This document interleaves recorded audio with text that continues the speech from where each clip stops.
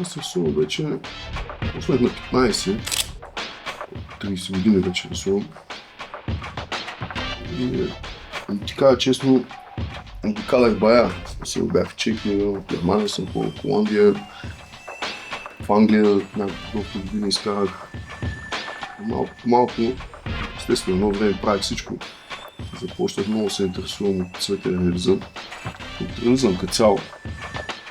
Учих в факултета в Търново изобразително изкуство. И голяма страст са ми картините и живописта. Оттам може би дойде и страстта ми към цветните тренировки, към цветен реализъм специално. Голяма забава като цяло. Много познание трябва да имаш. Но не знаеш, с времето се учиш, особено когато има хора, от които да гледаш. Вече може да се позволиш много неща, смисъл, ходиш на семинари, общуваш директно с артистите. Интересна работа е, но за всички да кажат, трябва да учиш. Няма както самосъвестно стане. I'm really enjoying it. So, the past few days I've got a photo of me boxing. I've already got something that's a Sikh monument. It's Guru Gobind Singh, the 10th Guru, which is religious to me. I've got an image of me boxing, and then we're going to have some patterns from the Golden Temple going in between. I'm really enjoying it so far. I think it looks amazing. I'm sure you'll see the photos in a bit. Looks absolutely amazing. And the reason for me getting the photo of me boxing is, well, you know, I'm a professional boxing coach and stuff. It plays a big part in my life, but also it's a big achievement. I think anyone that's got in that ring, you know, it's a big achievement and something to be proud of. So yeah. Beyond in my work in Southampton, and honestly, if you see how good this piece is, I couldn't go to anyone else after him. В момента правим дизайн на витрината на новото студио. За първи път правя такъв проект, който е толкова голям. Правила съм неща за витрини, но чак толкова голям. Едното табло ми е 5 метра. Те самите размери са някакви шибани, защото имаш 5 метра на 60 сантиметра. И са някакво, окей, трябва да вметна някакъв надпис в нещо такова. Мисля, че стане яко.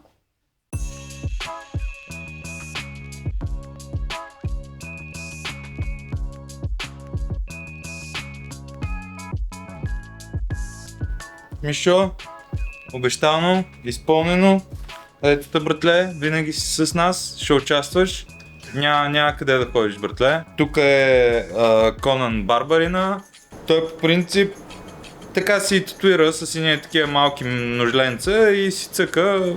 Много хубаво прави момчето, страшни тато си удря.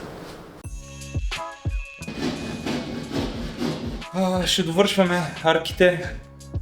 Имам да изрежа едно криво парче, за да мога да направя да изглежда, че е право. Пък после ще го мислим.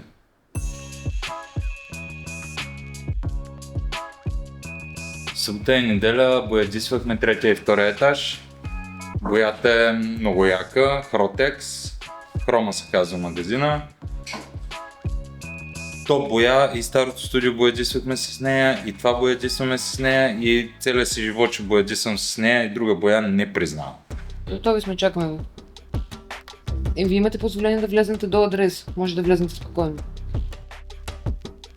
Дай да разкарваме да мога да действаме. Трябва да ти ще престанеш ли? Няма така човек да даваме пари на ляво и надясно. Вчера сме говорили за 40 чувала, половин каса малко железа и една врата. Буквално сме говорили за това. Окей, да. Добре. Вчера се разбрах с пича да е между 130 и 150 евро за 40 чувала.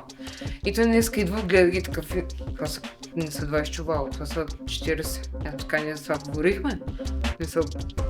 Не се опитвай. И така се захождаше още от началото, едва ли не да му дам още пари отгоре. Обаче не е познала, в смисъл, аз не съм този човек. Той ли ти каза, че има хора да се товари или? Той ти каза на тебе. Да. И аз ти казвам, че последните 3-4 дни просто издивяваш от всякъде, ама ти не ми вярваш. Просто защото е тук и ме слуша, затова няма казвам нищо. Ама ако трябва да си кажа, да, издивява от всякъде. Тя има навика, като види прогрес и нещата да се случват и вече да имат някакъв завършен вид, и тогава изпада в новата паника, че ние нищо не правим. А пък то просто оставят сега всякакви дребни малки неща, къде трябва да се направят, които са разпиляни навсякъде, Докато се свършат, естествено вие нищо не правите, ти нищо не правиш, много си е разпилян, много си неорганизиран.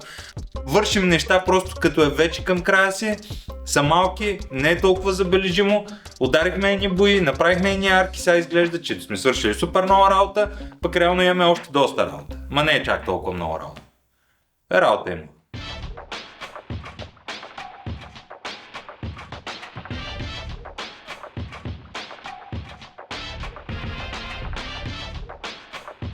Браво, момчета. Браво, момчета.